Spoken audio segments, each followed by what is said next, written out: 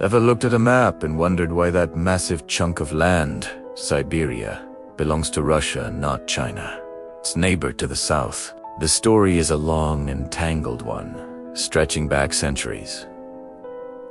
Let's rewind to the Mongol Empire. When the Mongols conquered China and established the Yuan Dynasty, they also controlled the vast steppes and Siberian forests, linking this enormous northern territory to the Chinese state for the first time. It was all under one big umbrella, but empires rise and fall. The Yuan Dynasty weakened and eventually became a vassal of the new Chinese Ming Dynasty. Meanwhile, a new power was stirring in the north, the Manchus. They first defeated the remnants of the Mongols' northern Yuan, then swept south to conquer China itself, establishing the Qing Dynasty in 1644. This was a pivotal moment. The Qing were hyper-focused on consolidating their rule over the massive population and territory of China proper. This monumental task consumed their attention and resources for decades, and while the Qing were busy looking south, another empire was expanding from the west, the Russian Empire, driven by the lucrative fur trade and a desire for new lands, began sending Cossack explorers and settlers eastward, pushing deeper and deeper into Siberia. It was only a matter of time before they bumped into the Qing's northern frontier. The first encounters weren't peaceful. There were skirmishes and battles, most notably at the fortress of Albazin. Surprisingly, the Qing forces, despite being distracted, were quite effective. They defeated the Russian incursions, proving they were a force to be reckoned with. These clashes led to the first formal treaties between the two empires, like the Treaty of Nerchinsk in 1689.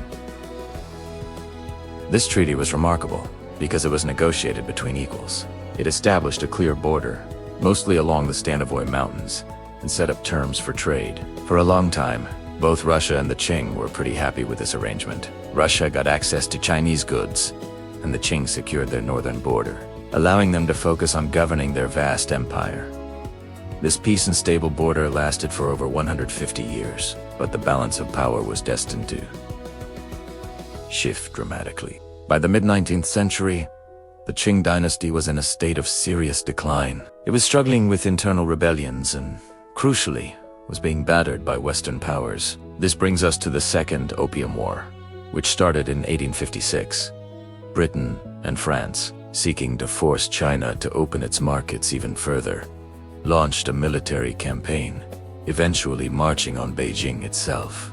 The Qing court was in a panic, desperate to end the war and get the Europeans out of their capital. This is where Russia played its hand with masterful and ruthless diplomacy. While China's attention was completely fixed on the British and French threat, Russia was quietly moving its people across the border. Settlers and soldiers began occupying the lands north of the Amur River, territory that was, according to the old treaties, Chinese. They were creating facts on the ground, essentially squatting on the land, while the landlord was being mugged. Enter a character, too. This story.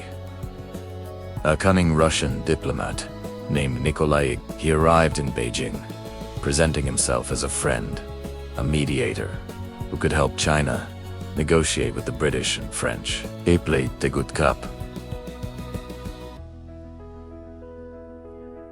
The good cop to the Europeans' bad cop. He told the terrified Qing officials that he, and only he, had the influence to persuade the invaders to be lenient and leave Beijing. There was, of course, a price for his help. Ignatiev's price was steep. He told the Qing that for Russia to effectively mediate and guarantee China's security, China would have to formally cede the lands north of the Amur River and east of the Usasori River to Russia. This wasn't just the land they were already occupying. It was a massive slice of territory, including the area that would become the major Russian port city of Vladivostok, whose name ironically means ruler of the East. The Qing were caught between a rock and a hard place, facing the destruction of their capital by Britain and France, and with Ignatiev's friendly pressure, they felt they had no choice.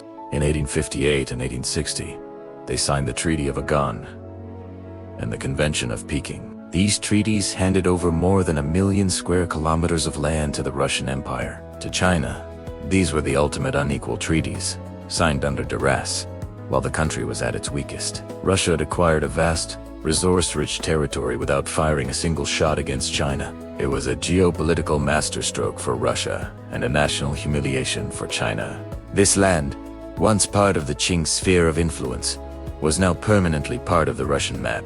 The story doesn't end there. As the Qing Dynasty continued to crumble, it lost control over its other northern territories. After the dynasty fell in 1912, Outer Mongolia declared independence with Russian support. Another region, Danuriankai, also broke away. It became a Russian protectorate and was eventually annexed outright by the Soviet Union in 1944, becoming the Tuva Republic, which it remains to this day. Fast forward to the mid-20th century, after the communists won the Chinese Civil War. You might think the new leader, Mao Zedong, would be content with his Soviet communist allies. But you'd be wrong. Mao never forgot what he called the unequal treaties. He firmly believed that these vast Siberian territories were legitimately Chinese and had been stolen. He brought this up with Soviet leaders, but they had absolutely no intention of returning the land. For them, it was Russian territory. This disagreement festered. Tensions between the two communist giants grew, culminating in a short but brutal border war in 1969 over a small, disputed island in the Ussuri River. For a terrifying moment, the world watched as the conflict escalated. Both sides moved massive armies to the border, and there were serious fears it could turn into a full-blown nuclear war. In the end, diplomacy prevailed, and the crisis was de-escalated, but the border remained largely unchanged. After the collapse of the Soviet Union in 1991, China and the new Russian Federation worked to finally and formally settle their border.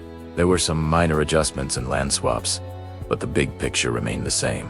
The vast territories lost in the 19th century, the lands that include places like Vladivostok and the region of Outer Manchuria, remain firmly part of Russia. So, the next time you look at that map, you'll know the complex story behind it. It's a tale of shifting empires, strategic distractions, cunning diplomacy, and military weakness, all of which led to one of the largest land transfers in modern history. The legacy of these events continues to shape the relationship between these two powerful neighbors to this day.